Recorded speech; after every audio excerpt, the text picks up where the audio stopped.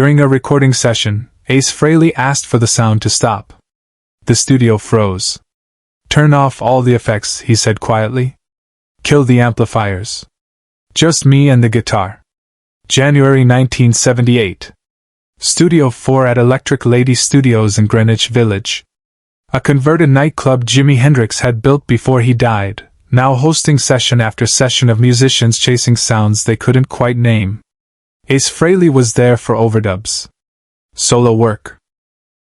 The kind of session where a guitarist comes in, lays down a few tracks, collects a check, leaves. Standard work. Nothing memorable. The producer was a man named Vincent Carey. Mid-40s. Expensive suit. 20 years in the business. He'd worked with names, big names, session players, studio veterans. He knew sound. He knew what sold. And he had very specific ideas about how guitars should be recorded in 1978. "We're going for a big sound," Vincent had explained when Ace arrived. "Layered effects. Reverb, delay, maybe some phasing. Modern. That's what people want to hear." Ace had nodded. Said nothing. Unpacked his guitar. The session started smoothly enough. Ace plugged in. The engineer, a younger guy named Ray, fresh out of Berkeley, eager to prove himself, had set up a pedal board. Distortion. Chorus. Delay. Reverb. An elaborate chain of effects running into two amplifiers, both mic'd, both feeding into the mixing board where Vincent sat behind glass, nodding along. "Give me a test run," Vincent said through the talkback. "Let's hear what we're working with." Ace played. A simple progression. Nothing fancy. But even through all the effects, even filtered through Vincent's vision of what modern guitars should sound like, something came through. Something clean and undeniable beneath all the processing. Vincent leaned forward, adjusted some knobs. "Good. But let's add more. Ray, bring up the reverb. I want it to swim. I want it huge." Ray complied, twisting dials. The sound became bigger. Wetter. More processed. "Again," Vincent said. Ace played the same progression. Now it sounded like it was coming from inside a cathedral, drenched in echo, the original notes almost lost in the wash of effects. Vincent smiled. "That's it. That's the sound. Modern. Professional. Ready?" Ace stopped playing. He looked down at the pedal board at his feet. At the cables snaking across the studio floor. At the two amplifiers humming and glowing in front of him. Then he looked up at the control room window. At Vincent sitting behind the console, confident and waiting. At Ray standing beside him, hand on the faders, ready to record. Ace didn't defend himself. He never did. "Can I ask you something?" Ace said, his voice quiet, almost conversational. Vincent pressed the talkback button. "Sure, what do you need? Why all this?" Ace gestured vaguely at the equipment around him. Vincent blinked. "What do you mean?" "The effects. The reverb. All of it." Vincent's smile became slightly patronizing, the smile of someone explaining something obvious to someone who doesn't understand. "Because that's professional recording, Ace.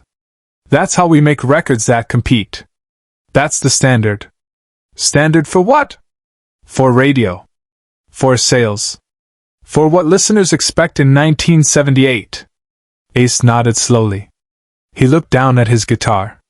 A Gibson Les Paul, tobacco sunburst, nothing fancy. The same guitar he'd been playing for years.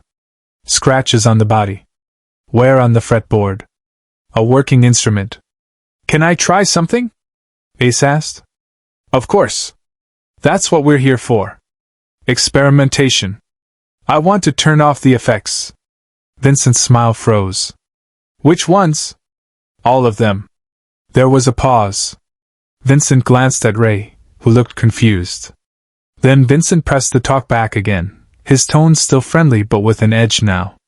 "Ace, I don't think you understand. The effects are what make the sound professional. Without them, it's just raw guitar. That's not what we're going for. I understand, Ace said. But I'd like to try. Try what exactly? Playing. Another pause. Longer this time. Vincent sat back in his chair, studying Ace through the glass. Trying to figure out if this was some kind of joke, some musician ego thing he'd have to manage carefully. Ace, I've been producing records for 20 years. I know what works. Trust me on this. Ace didn't argue. He just stood there, guitar hanging from his shoulder, looking at Vincent with that same quiet, patient expression. You think you can make it sound better without effects? Vincent's tone had shifted. No more friendly producer. Now it was the voice of someone whose expertise was being questioned. You think you know recording better than I do? No, Ace said simply. I think I know my guitar. Vincent leaned forward, elbows on the console. All right. You want to prove something? Fine. Ray, kill everything. All the effects. Both amps down to clean. Let's hear what Ace Frehley sounds like when he's just playing. Ray looked uncertain. Everything? Everything. Let's see what we're really working with here. The engineer started disconnecting cables. Turning off pedals. The elaborate chain of effects that had taken him 40 minutes to set up was being systematically dismantled. The two amplifiers were switched to clean channels. No distortion, no processing, just pure amplification. Ace waited patiently. He didn't seem bothered by Vincent's tone. Didn't seem concerned about being challenged. He just stood there, guitar ready, while the studio was stripped back to basics. Finally, Ray looked up from the last pedal. It's all off. Just straight into the amp now. Clean as it gets. Vincent pressed the talkback. Okay, Ace. Floor is yours. Show me what you've got. Subscribe and leave a comment. Because some moments only make sense when we remember them together. Ace positioned himself in front of the microphone. One guitar. One cable. One amplifier set to clean. No effects. No processing. Nothing between his fingers and the sound but air and electricity. He played one note. Just one. A single sustained note, clear and pure. He let it ring out, filling the studio with nothing but the fundamental tone of the guitar, the wood resonating, the string vibrating, the amplifier faithfully reproducing exactly what his fingers created. In the control room, Vincent stopped smiling. Ray's hand, which had been reaching for a fader, stopped midair. That one note contained everything. Tone. Control. Expression. The slight vibrato Ace added with his left hand was perfect. Not too much, not too little, just enough to give the note life. When it faded, the silence that followed felt heavier than any reverb could have made it. Ace played a phrase. Simple. Melodic. Nothing flashy. Just a musical idea, stated clearly, with every note perfectly placed, perfectly timed, perfectly weighted. No distortion to hide behind. No delay to make it sound bigger. Just the pure sound of a guitarist who knew exactly what he was doing. Vincent's face had changed. The patronizing confidence was gone. He leaned closer to the speakers, listening intently. Ace continued. He wasn't showing off. Wasn't trying to prove anything with speed or technical pyrotechnics. He was just playing music. Honest. Direct. Every note mattered because there was nothing to hide behind. Every bend, every hammer-on, every moment of silence between phrases, all of it exposed and deliberate. After 90 seconds, Ace stopped. He looked up at the control room. Said nothing. Just waited. Vincent sat back in his chair. He ran his hand through his hair. Looked at Ray, who was staring at the meters on the console like they just revealed something he'd never seen before. That was... Vincent started, then stopped. Started again. That was recorded? Ray nodded, still staring at the meters. Every note. Clean. No processing. Vincent pressed the talkback button. His voice was different now. Quieter. Ace, can you do that again? Exactly like that? Which part? All of it. Ace played it again. Same phrases. Same tone. Same control. If anything, it was even better the second time, more relaxed, more confident, like he was settling into a conversation rather than making a statement. When he finished, Vincent was leaning forward with his elbows on the console, head in his hands, listening through the speakers like they were telling him something he'd forgotten years ago. Away from the spotlight, Ace made a choice no one expected. The session continued. But everything had changed. Vincent asked Ace to play through several takes. Not because anything was wrong. Not because he needed options. But because he wanted to hear it again. Wanted to understand how someone could create that much depth, that much expression, with nothing but fingers and wood and strings. Between takes, during a break, Ray came out into the studio floor. He looked at Ace's guitar like he was seeing it for the first time. "Can I ask you something?" Ray said. Ace nodded. "How long have you been playing?" "Since I was 13. "And you always sound like that? Without effects?" Ace considered the question. "Effects are tools. They can enhance something that's already there. But they can't create something that isn't." Ray looked at the disconnected pedal board sitting in the corner. "I spent 4 years in music school. Learned production. Learned what's supposed to make things sound good. And I don't think anyone ever told me that." "It's not about what's supposed to work," Ace said. "It's about what does work. For the music. For the song. Sometimes that's effects. Sometimes it's not." In the control room, Vincent was listening to the playback.